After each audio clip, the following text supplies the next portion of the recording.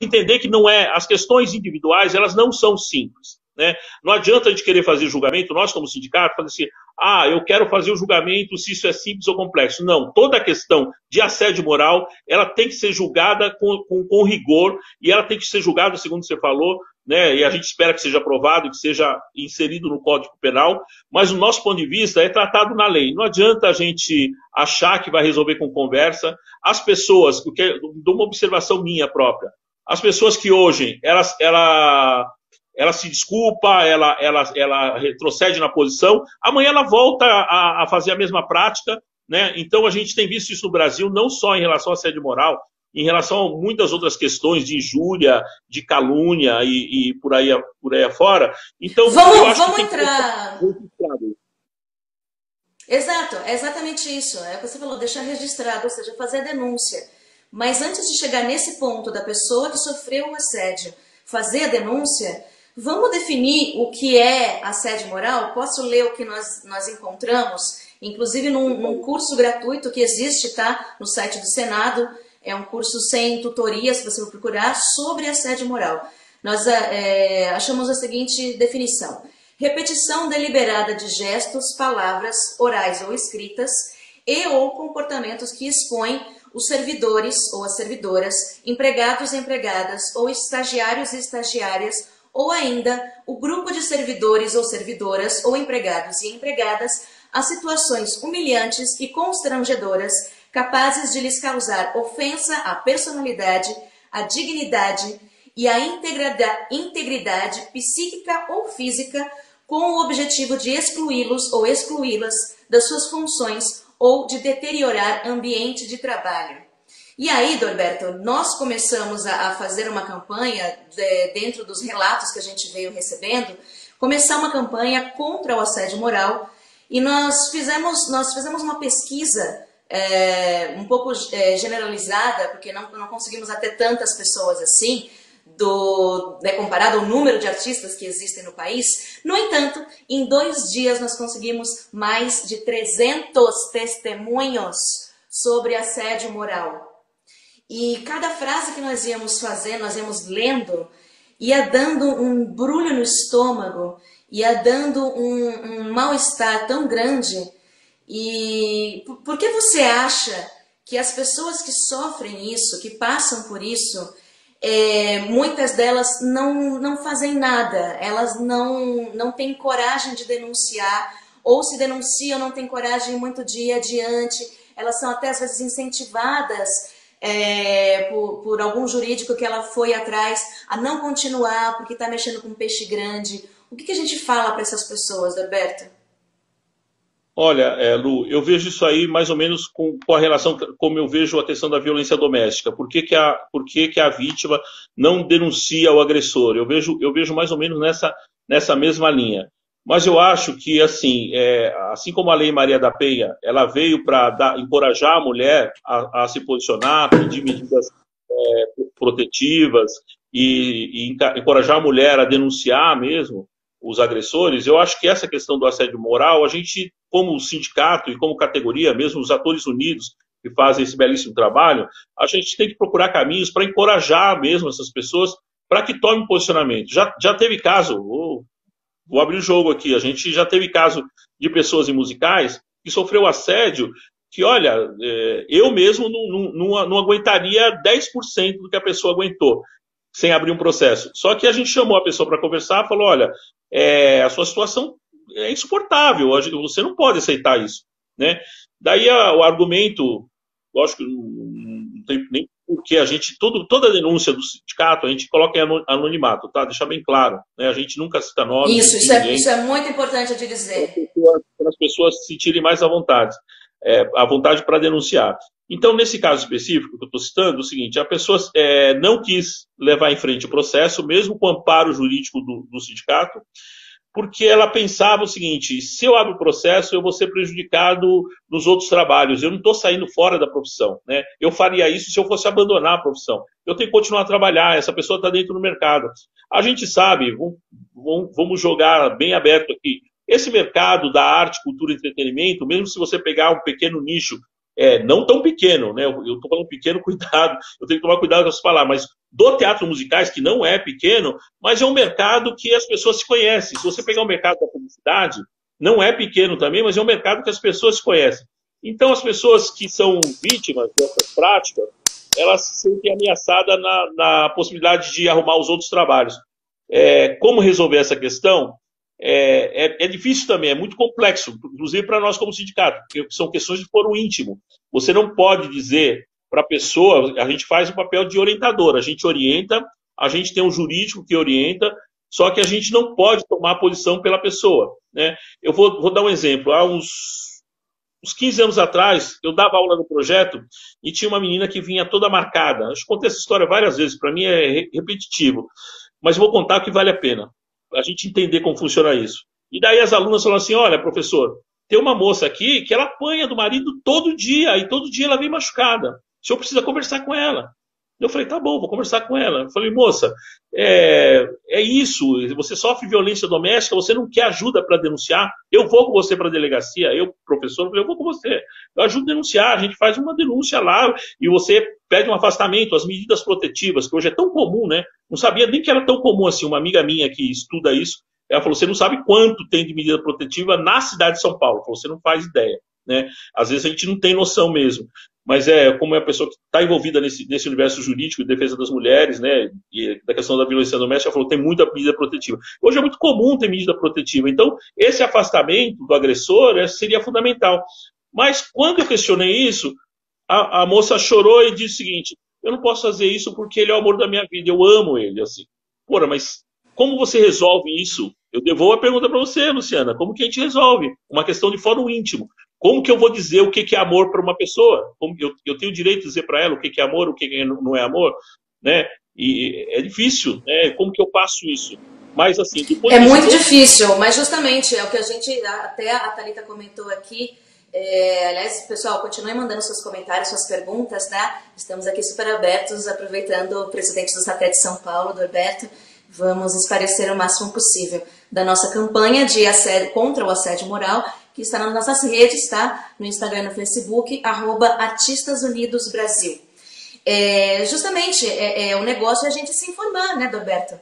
Você diferenciar, no caso trabalhista, o que é assédio moral e o que é uma ordem dada dentro de uma hierarquia. Inclusive, falando em hierarquia, uma outra pergunta que aí eu vou devolver para você, você acha que por conta de sermos a maioria autônomo, nós não temos uma segurança trabalhista nesse sentido, a pessoa que é o contratante acaba se sentindo hierarquicamente extremamente mais importante, e aí o artista é aquele morto de fome que está dependente do trabalho, e aí por isso o artista, um dos motivos do artista engolir tanto sapo e não fazer nada, porque aí é o agressor que você está dependente financeiramente desse agressor, o que fazer? Bom, primeiro o seguinte, dentro desse universo, eu falei, é um universo pequeno, todo mundo se conhece, né? Então, de alguma forma, esses trabalhadores, todo mundo que está dentro desse universo é mais vulnerável, né? Você está dentro desse universo de teatro musicais, você é vulnerável. Você está dentro do universo de modelos, também é vulnerável porque todo mundo se conhece. É uma vulnerabilidade. Mas essa vulnerabilidade não pode ser por conta de que eu sou MEI, que eu tenho empresa. Eu vou fazer um pequeno comentário aqui. Até na convenção coletiva nós estamos discutindo isso. Lá atrás, a gente fez um debate dentro do sindicato com a doutora Marta Macruz, que é uma advogada que passou pelo sindicato e que tem uma interpretação da Lei 6536 muito interessante, né? E uma das coisas que ela dizia é o seguinte, quando é uma profissão regulamentada, você não pode ter uma MEI, você não pode ter sequer o KNAI para você escrever a MEI, né? Assim porque as modelos não têm, porque é uma profissão regulamentada. O caso dos atores foi um furo, né, do próprio KNAI, né? Eu estava ouvindo a fala da Cris ainda hoje, né? Ela estava falando, não, a gente está tentando incluir mais KNAIs para facilitar. Eu quero fazer essa discussão com ela depois, porque não sei, porque profissão regulamentada não pode ter o KNAI. No caso dos atores, principalmente dos atores de publicidade, eles utilizam MEI, né? Porque lá atrás, né, segundo me dizem, a própria Rede Globo, no meados dos anos 80, achou que a formação de uma empresa tal facilitaria uma espécie de, vamos dizer assim, de redução da carga tributária. Para ser simpático, vamos falar que estão buscando uma redução. Não é uma sonegação porque é legal, certo? Mas é uma redução da carga tributária para as empresas, né? E segundo o Serginho Mamberti, num café que eu tive com ele, ele está falando, isso, menino, foi lá atrás, isso aí foi lá na Globo, isso eu lembro quando começou isso, e os atores entraram nessa porque também tinham vantagens, os atores entraram porque tinham vantagem, deixar bem claro. Tinham vantagem em relação à MEI, também uma carga tributária inferior em relação a você receber por RPA, você receber por RPA uma fortuna, para você paga, a empresa paga, enfim. E daí foi um acerto que se fez lá atrás que, de alguma forma, falsificou as relações de trabalho. Por que falsificou? Porque, na prática, ator é uma profissão regulamentada e não pode ter MEI. Daí você fala assim, então, mas como que eu tenho MEI? Como tem o KNAI? Não tem o KNAI. Ó, escuta o que eu estou falando. Você é inscrito como produtor teatral alguma coisa, produção teatral alguma coisa, que tem como subproduto, como uma subalínea, como consideração, atores independentes. É isso. Você que tem MEI é isso. Não se engane. Você não tem uma empresa que você é ator. E outra coisa que está na fraude das relações de trabalho é essa relação do que é o seguinte, eu tenho uma empresa, mas eu sou empresário de mim mesmo. Eu discuto isso com os dubladores. É muito engraçado isso. Porque é o seguinte, olha, a empresa é minha, né? Vou pensar numa empresa do Norberto Carvalho. Eu tenho uma empresa do Norberto Carvalho. Quem que é o único empregado da empresa do Norberto Carvalho é o Norberto Carvalho. Quer dizer, isso é fraude nas relações de trabalho. É o que eu falo. E nós somos CEO de nós mesmos, né? Não, então, não existe isso. Né? Mas tudo bem, beleza. Então, eu queria aproveitar esse gancho, justamente isso. Gente, o Norberto está falando da Lei 6533 de 78, que é da CLT e que é a lei que rege o artista. E deixa muito claro, regulamenta a nossa profissão, deixa muito claro, não é porque nós não somos contratados por CLT com carteira assinada que essa lei não nos protege, muito pelo contrário, nos ampara totalmente, independente do modo que você é contratado. Essa é a lei do artista. Então, primeira lição de casa, leiam a lei 6533 de 78 da CLT. Segunda coisa, Norberto, falamos de denúncia e justamente de regulamentação da profissão. É preciso ser sindicalizado para poder fazer uma denúncia no sindicato de um assédio moral? Então, vamos lá. Eu vou falar uma questão que é uma resolução de princípio dessa gestão, dessa diretoria. O que a gente pensa? A gente pensa o seguinte, vou falar bem linguagem simples. O sindicato perdeu os 10% dos shows internacionais, perdeu a contribuição sindical com a reforma trabalhista, a gente reduziu, a gente mesmo, quando assumiu o sindicato, reduziu de 1.530 a taxa do DRT para R$600, a gente perdeu receita. Então, o sindicato está praticamente quebrado na pandemia. Assim, não sei se dá para publicamente, até nem perguntei para a diretoria se podia abrir, mas assim, a gente tem dificuldade para pagar os funcionários, né? A gente está pleiteando empréstimo hoje junto à plataforma Desenvolve SP para ajudar a categoria, mas para ajudar o sindicato também, né? Para passar por esse momento. Então, a gente abaixou, a anuidade do sindicato era de 360, hoje essa anuidade é de R$150, é menos da metade. Pensando o seguinte, de que eu calculei, dá menos de R$12, que seja menos de R$15 por mês. Pensa nisso, e daí o seguinte, a gente já fez isso para ter os trabalhadores ali. Então eu vou falar da nossa visão em relação da utilização do jurídico. A gente tem a seguinte posição. Quando é uma demanda individual, olha só, Luciana Milano tem uma demanda individual contra uma empresa X, né? Então a Luciana Milano tem que ser sindicalizada, porque quem é beneficiário dessa questão judicial é a Luciana Milano, certo? Um artista do circo, ele tem uma questão individual contra o circo. Quem é beneficiado? Essa é a pergunta. Esse é artista de circo. Agora é o seguinte, tem uma questão de racismo na categoria. Tá certo? Então, a gente entende isso como uma causa coletiva. Então, por exemplo, um ator negro, uma atriz negra que tenha sofrido discriminação, ela vem para o SATED pedir um amparo. Quem que é o beneficiado da luta contra o racismo? A sociedade brasileira. Essa é a resposta. Quem é beneficiado da luta contra o assédio moral é a sociedade brasileira, é toda a categoria profissional, percebe? Então, é o seguinte, essas causas coletivas que a gente chama, o SATED encampa, a gente gasta dinheiro. Vou dizer o seguinte, a gente paga, é bem isso mesmo, né? A gente paga para entrar nessas causas. Por quê? Porque a gente gasta dinheiro e não tem retorno. Por quê? Porque é função do sindicato lutar contra o racismo, é função do sindicato lutar contra a homofobia, é função do sindicato lutar contra assédio sexual, contra assédio moral. Então, essas questões, não precisa ser sindicalizado, tá certo? Essas questões a gente encampa. Então, voltando na questão do assédio moral, o que seria interessante a gente pensar, né? Algum processo que os artistas não colocassem a cara individualmente, pensando que o mercado é reduzido, que hoje você abre o processo, né? Daqui a pouco a pessoa pega lá, a empresa pega, peraí, quem abriu o processo aqui, quem que é? Luciana Milano. Então não quero trabalhar mais com ela. É possível? Isso é possível. O mercado diz, quem faz assédio moral, vamos combinar, faz perseguição também, né? Você não pode supor que uma pessoa que faz assédio moral só faz assédio moral. Quem faz assédio moral é completamente canalha, tem um desvio de caráter que se dá em todas as outras esferas. E deixar muito claro, né, Norberto, que o assédio moral ele não é só vertical, né, que vem de cima para baixo. Ele pode também vir de baixo para cima dentro da verticalidade, mas também pode ser horizontal, entre colegas, né, o assédio moral. Infelizmente, eles sofrem e ainda perpetuam isso. Mas quando não tem hierarquia, assim, uma opinião só, não tenho base científica nenhuma para falar que eu estou falando. É um sentimento de quem já trabalhou em teatro de grupo e tal. Quando é assim, horizontal, você estabelece um diálogo, é muito mais fácil. Não quer dizer que não exista isso. Eu acho que você tem toda a razão. Eu não estou dizendo que não existe esse assédio moral horizontal. Mas é uma outra relação. Agora, quando essa relação hierárquica, porque é o seguinte, daí é uma questão de dominação. Quando você tem uma relação horizontal, é óbvio que é um horror. Mas assim, não tem uma pressão econômica. O que tem um agravante na estrutura vertical é o seguinte, que tem uma pressão econômica.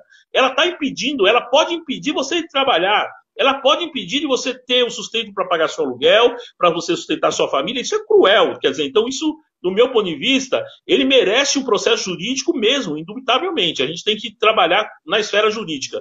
Agora, eu fico questionando o seguinte, nesses processos, a gente não pode mais abrir processo individual. Outra coisa, não foi, eu dei o exemplo desse menino, mas tem outros exemplos também, que não gostaria de citar aqui, mas que... nós temos ainda 9 minutos, então eu queria terminar exatamente o assunto. Só um ponto aí, perguntinha para fazer.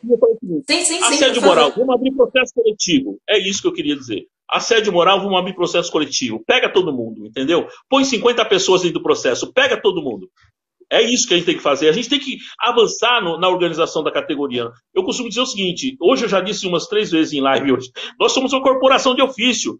Nós somos trabalhadores, mas nós temos interesses, mais geral dos trabalhadores, mas nós temos interesses específicos de corporação de ofício. Né? E corporação de ofício é uma manada. A manada tem que... Exatamente. É o coletivo. É o que o pessoal sempre reclama, que a classe não é unida, a classe não é organizada. Pois bem, organizem-se vocês, elencos que sofreram assédio, e entrem com uma denúncia coletiva. E aí eu entro novamente no assunto. Ser sindicalizado, né, Norberto? Então, para fazer essas denúncias tem que ser sindicalizado. Você comentou que o SATED perdeu muita renda, né? Houve um abandono do SATED por muitos anos, agora com a presidência nova, com a equipe nova, que estão aí, tô vendo todo mundo acompanhando vocês, arregaçando a manga, lutando por nós, e por isso que a gente continua pressionando vocês, para que tudo isso continue sendo resolvido. O negócio então, como nós trazemos mais pessoas para o sindicato, como nós trazemos mais associados, e queria que você falasse rapidamente um pouco mais sobre os outros benefícios, além de jurídicos, que o sindicato pode oferecer para as pessoas. Olha, nesse momento de o sindicato ter poucos recursos, eu acho que eu falei isso ontem e vou repetir hoje, talvez seja interessante. Compara aqui com o sindicato aqui do lado da Argentina, que tem suplemento de aposentadoria, suplementação de aposentadoria. O que significa isso? Você se aposenta como artista, o sindicato faz um complemento para você ter uma vida digna. É mais ou menos o que o Banco do Brasil faz com seus funcionários, que a Associação dos Funcionários da Petrobras, né, o Fundo Petros, lá faz também com os trabalhadores. Nós estamos há anos-luz. Nosso sindicato hoje ele precisa se reorganizar. Na verdade, o sindicato ele tem, lógico, os benefícios, os convênios, mas eu falo que isso é penduricário, porque fora o convênio do SESC, que eu acho que é um convênio sólido, bacana também para as pessoas, você é sócio do sindicato, você utiliza o SESC, né? Hoje a gente está em reconstrução do sindicato. E a gente tem isso como perspectiva. Não, a gente não pode chegar para o sindicato hoje, um sindicato completamente quebrado, e falar, o que vocês me dão? Assim, eu te dou a luta, eu te dou a possibilidade de se organizar. Daí quando você fala, você fala assim, quando você fala assim para mim, vocês estão lutando por nós. Eu agradeço você falar isso, é bacana, a gente se sente reconhecido, vocês falam isso. Mas olha, nós não estamos lutando por vocês, nós estamos lutando por nós também, porque eu sou ator também, eu não vou ficar eternamente no satélite. Eu quero sair do sindicato e fazer um videoteste amanhã depois, eu quero receber pelo videoteste, eu quero receber um cacheteste reajustado. Eu quero disputar, sei lá, fazer qualquer coisa, disputar com um cast que não tenha pessoas reais. Na verdade, a gente tem os mesmos interesses. Eu quero que tenha políticas públicas. Eu sou de teatro de grupos. O que eu quero? Eu quero que cada vez mais tenham políticas públicas para amparar a produção teatral, para que você tenha liberdade de criação artística. Ah, eu luto contra a censura porque eu defendo os artistas. Não, eu defendo os artistas e defendo a mim mesmo. Porque amanhã, se a censura passar, amanhã, alguma coisa que eu vou escrever também pode ser censurada. Quer dizer, a gente tem que entender Exato. esse espírito de corporação, esse espírito de categoria. Exatamente. Que acho que está faltando. Né? Porque a gente fala exatamente. assim... Para isso... Termine. Pois não. Eu acho que a gente tem que se unir bastante agora. A gente tem se unido bastante, viu, Lu? Olha, as modelos, a gente fez inúmeras reuniões, né? Tem fotos das... A gente fez a posse do sindicato com 1.500 pessoas. Qual sindicato faz posse com 1.500 pessoas? Qual sindicato que coloca 800 pessoas na FUNAT para discutir a DPF 293? A gente reclama, mas assim, a gente está avançando. Senão a gente fica aquela... É exatamente o que a gente estava falando com a Cris, não é? A gente reclama, mas tem que partir para ação. E uma das grandes ações é se sindicalizar, se socializar. O Roberto falou, a anuidade, eles desceram para R$150, gente. E aí nós vamos, de fato, nos unir como classe e ter o SATED, que é o nosso... Não adianta vocês choramingarem ou reclamarem ou tal. Vamos pesquisar. O SATED, ele é o nosso representante jurídico. Ele é que nos dá o respaldo legal para qualquer uma das nossas lutas. É assim que a gente vai se unir, certo, Adalberto? É isso. E procurem o SATED. Procurem o SATED, procurem o Artistas Unidos Brasil. Nós estamos lá com a campanha contra a assédio moral. Novamente, nos procurem, @Artistas Unidos Brasil, tanto no Instagram quanto no Facebook. Eu sei que no Instagram o SATED é SATED SP Oficial, mas no Facebook também, Norberto? Se você colocar SATED SP, você já vai achar. Coloca SATED SP. Você já vai encontrar, né? E procure também o SATED do seu estado, se você não é do estado de São Paulo. Tem alguma dúvida, mande pra gente que a gente vai ajudar vocês a encontrar o sindicato que melhor te represente, tá bom? Roberto, vamos despedir porque agora nós estamos no finalzinho. Você quer, por favor, nos dar suas últimas palavras? Primeiro é só agradecimento, agradecer os Atores Unidos, agradecer todo mundo que participou dessa transmissão, né, o pessoal que nos assistiu aqui. Eu quero mandar um grande salve para os artistas e técnicos, dizer o seguinte, eu sou muito otimista, né? O pessoal fala assim, nós estamos vivendo um momento de pandemia, é muito difícil, os atores estão passando grande dificuldade, é verdade, mas essa categoria, ela se reinventa, essa categoria, ela renasce das cinzas como a fênix, né? A gente viveu isso na cidade de São Paulo, o Teatro Oficina já teve incêndio que derrubou o teatro, foi reconstruído, né? A gente já teve luta contra o CCC em 1968 aqui no Teatro Couto Escobar e o teatro se reinventou, né? A gente tem movimentos estéticos que eles vêm, vão, se reinventam, né? Os atores, os artistas, eles têm essa capacidade de se reinventar, de se reconstruir. Então eu queria apelar para essa nossa capacidade, para que a gente não abandone isso nunca, para a gente siga junto e considere o SATED como um parceiro, né? O SATED está de portas abertas para atendê-los, para atendê-las, e o que a gente puder parcerar com vocês, estamos juntos, né? Nós somos uma corporação. Perfeito. Nós somos uma categoria. Obrigado. É isso. Perfeito. Muitíssimo obrigada, Roberto. Quero agradecer novamente, em nome dos Artistas Unidos Brasil, a parceria com o Guia do Ator e a Dami Filmes, não só o nosso SATED de São Paulo, mas também toda a equipe da deputada Benedita da Silva. Quem perdeu, depois vai ver, a live vai ficar salva. Primeira parte da live nós falamos sobre a lei Aldir Blanc, né, a lei 1075 do auxílio emergencial do setor cultural. O link da cartilha para a implementação dessa lei vai estar no Facebook dos Artistas Unidos Brasil.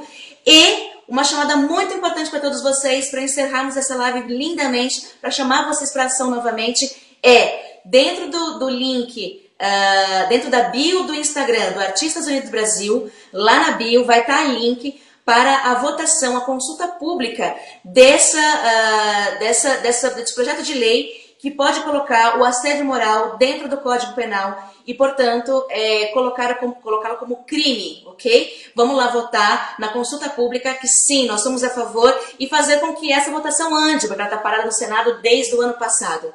Gente, muito obrigada. Novamente, eu sou a Luciana Milano, pelos Artistas Unidos Brasil. Nos vemos na próxima live. Cuidem-se e informem-se.